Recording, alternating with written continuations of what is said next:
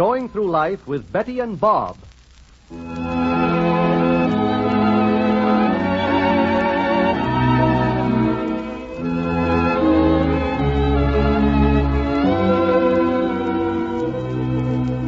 This is Milton Cross, ladies and gentlemen, inviting you to join us for a visit with Betty and Bob Drake.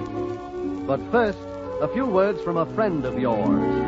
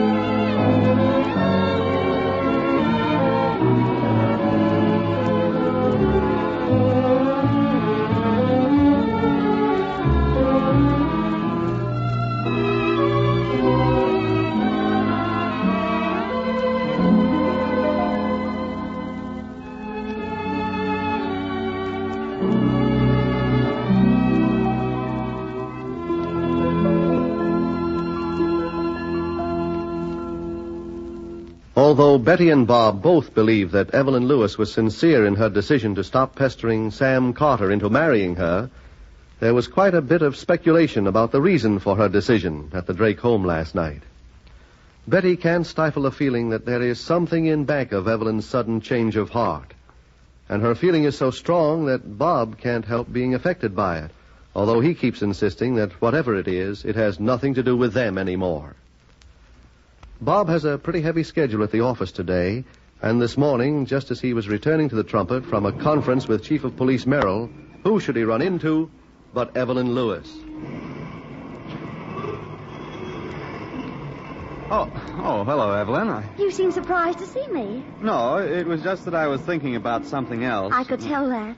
I was afraid that you were going to walk right past me without even saying hello. Oh, I'm sorry. I suppose you're very busy this morning. Yeah, I've got a whole mess of work waiting for me at the office. Oh. Why, what is it, Evelyn? Nothing. If you're busy, only I thought, well... Well, you look as though you have something on your mind, young lady. Do I? Are you going anywhere? No. I was just walking around. I was hoping you might have time to take me to lunch today. Well, it's a little early for lunch. Oh, please don't apologize, Bob. I know I haven't any right to say such a thing to you, but... Oh, perhaps you'll drop up to the office later and have lunch with Betty and me, huh? Oh, you're very sweet, but I couldn't do that. But I've just got to talk to someone. Well, how about talking to me? Oh, Bob, I'm so unhappy. Oh, now, come on, Evelyn. This isn't like you. I know you don't care anything about me, but I just don't know what to do. I didn't sleep a wink all night. Well, if there's anything I can do, Evelyn... Oh, you are sweet, Bob. I don't think there is anything. I've started something, and I've got to go through with it. Oh, now, come on, Evelyn. I'll walk down the street with you, huh? Oh, you are kind. I've been so lonely just walking around by myself all morning. I felt as though I didn't have a friend in the world. Oh, now, you shouldn't feel that way, Evelyn. I just can't help it. I know I shouldn't talk to you this way, Bob, but every time I think of Sam... Sam? I'm not going to bother him anymore, but it's so hard. I had so many wonderful plans. Now, look, Evelyn. I can tell by the way you're looking at me what you're thinking, but it isn't true, Bob. Even if Sam wanted me to marry him, I couldn't, no matter what I've been through. I know that Sam never meant to hurt you, Evelyn. Maybe he didn't mean to, but... You must have had a bad night, the way you're talking now, but I'm afraid you're just feeling sorry for yourself. You really don't want to marry Sam.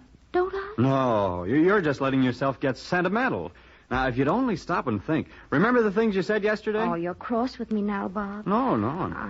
I suppose I shouldn't have told you, but just seeing you and knowing that you're a friend of mine, I guess I couldn't help telling you how I felt. Oh, that's perfectly all right, but there's no reason why you should feel this way.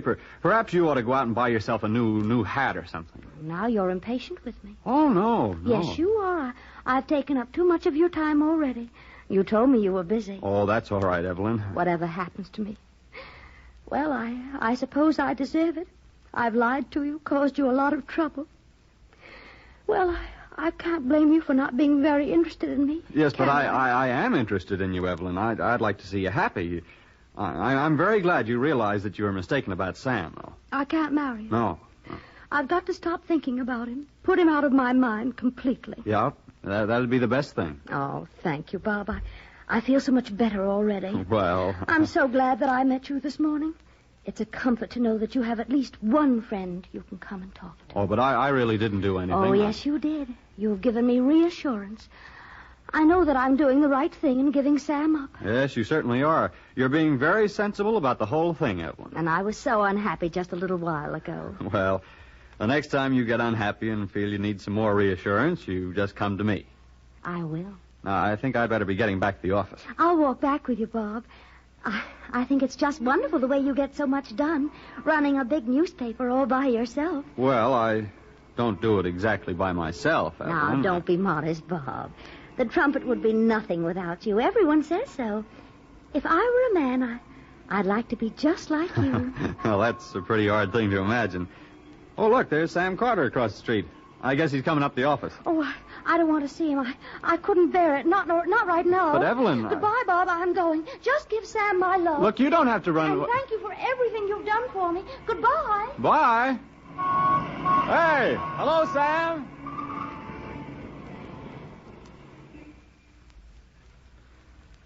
Well, Bob certainly shook Sam's hand with every semblance of congratulation just now.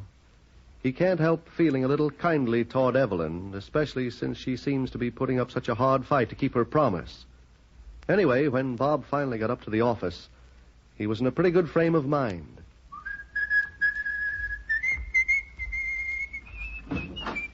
Hello, darling. Well, hello, Bob. Hope I haven't kept you waiting. Well, that's all right. Why didn't Sam come up with you? Sam? Mm-hmm. You were standing there and talking to him and shaking his hand and talking to him and shaking his hand for the longest time. Well, how do you know? I saw you through the window, silly. Oh. And I don't mind telling you that I was simply consumed with curiosity. Oh, you're spying on me again, huh? Oh, no. I just happened to be looking out of the window. Well, darling, I guess I finally aroused Sam out of the dumps for good. Is that why you were shaking his hand and slapping him on the back that way? Is that what I was doing? Well, now, don't tell me you didn't know. Well, what was it? What do you mean, what was it? What was what? The wonderful news you were telling Sam. It had to be wonderful from the way you were acting. Of course, you were too far away for me to read your lips. Oh, I was telling Sam about Evelyn. I happened to run into her this morning and... Oh, you happened to... Oh, yes? Yeah, poor kid. You know, she certainly is miserable. Really, dear? Well, Betty, you know how it is. No, I don't know if I do. What was she miserable about?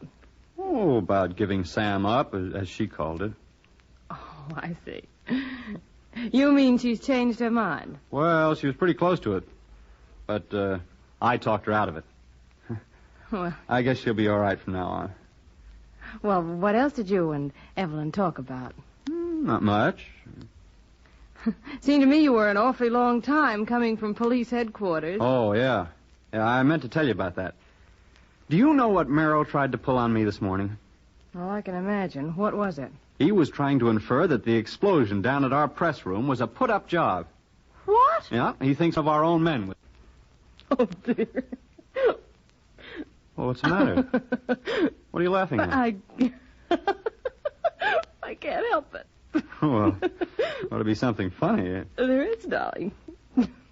Well, what are you looking at me like that for? I just happened to think of Evelyn Lewis, and it made me laugh. Oh, that. Oh, she must have had quite a few little speeches prepared. Speeches? Yes. I've got a pretty good idea what they were, too. Well, I just told you what they... You told me that she had almost changed her mind about Sam, and you convinced her not to. Well, that's exactly what happened.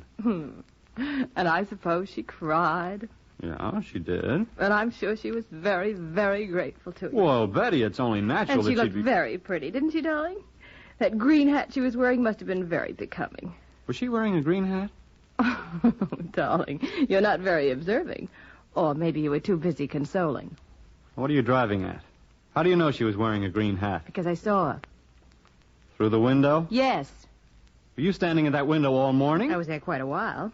Ever since I happened to look out and see Evelyn standing there. Well, I just met her accidentally. Oh, no, you didn't, darling.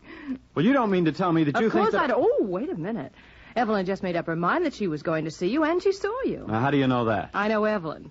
Besides, she was walking up and down in front of the Trumpet Building for at least a half an hour before you came, just so that she could bump into you accidentally. It looks as if there is at least one person who doesn't underestimate Evelyn. Leave it to a woman to spot the truth in another woman.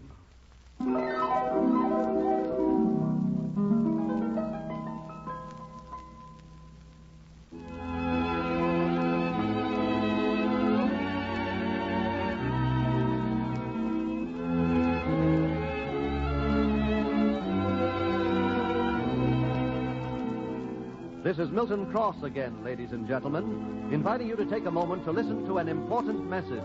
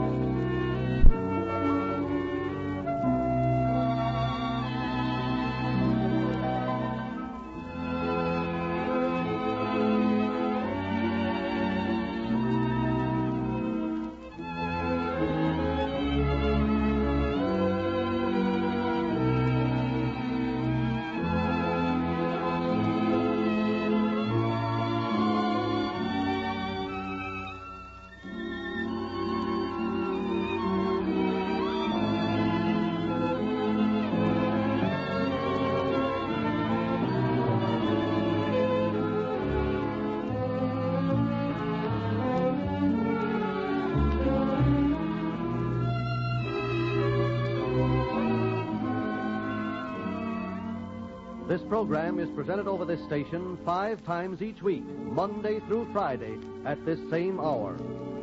Join us when we next meet Betty and Bob. Your announcer, Milton Cross.